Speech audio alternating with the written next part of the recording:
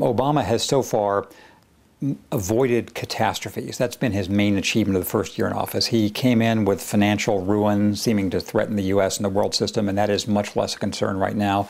He has held off or damped down to some degree crises with Iran, crises in North Korea. He's worked on the main items of his legislative agenda, mainly health reform. So far it looks like moderate success for Obama, but there's a lot more to be told. Probably the greatest potential emergency, the 3 a.m. moment, would involve Iran and the ongoing tension involving Iran and Israel and the U.S. and the rest of the world about Iran's nuclear ambitions. It seems as if Obama has sort of come back from the brink to some degree with Iran with his strategy of engagement, but that is a real, that's the possibility of an emergency. The next scale down of a real problem is what to do about Afghanistan, where the U.S. is now, and its allies are now 8 years into what seems quite a difficult situation. So we have to decide to sort of go larger or go smaller there. Then there's the ongoing situation of dealing with a steadily rising China on issues from financial reform to the world's environmental future. So there's plenty to keep him busy.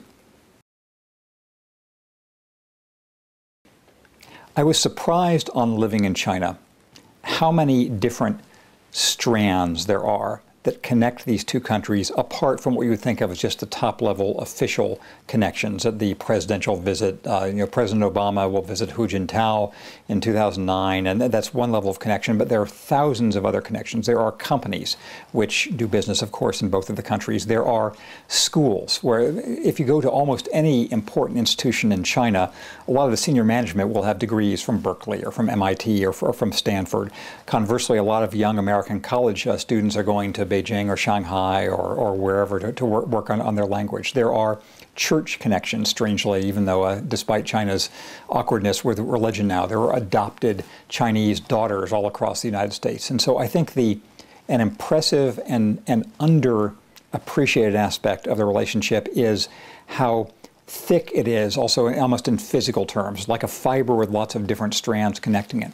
That doesn't guarantee there are not going to be collisions, but it means there's a complexity built into it, which is on the whole a good thing. And it means that I hope the area where the U.S. and China can most do business is on the climate and environmental issue, because either the two of them will work together or really there's no hope for any of us.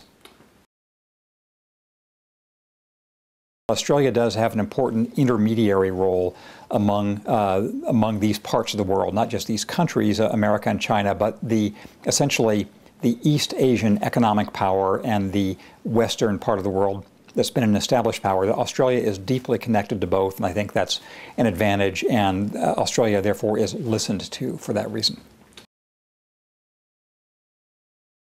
There are two important related problems.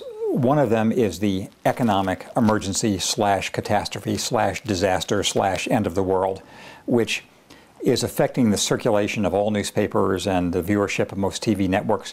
This will be resolved. This is an issue which here at the U.S. Study Center I'm going to be working on over the future, and people are working on it around the world. It will be resolved, but at the moment it's a reality of life for anybody in the news business.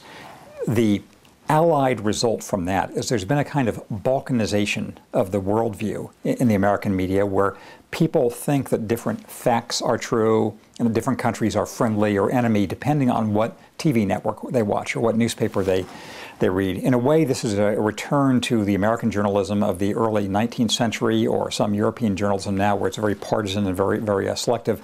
It does have some effects on U.S. public life where people can't agree on facts. The media in both China and the U.S. have problems, but different ones. The Chinese media problems are that it's so tightly controlled, and there's only little areas where what we think of as real journalism is practiced. The U.S. is, I'm not going to say it's too uncontrolled, but it is kind of chaotic in a way which has an effect on politics. So I hope that the media establishments in both those places and Australia can work on these issues.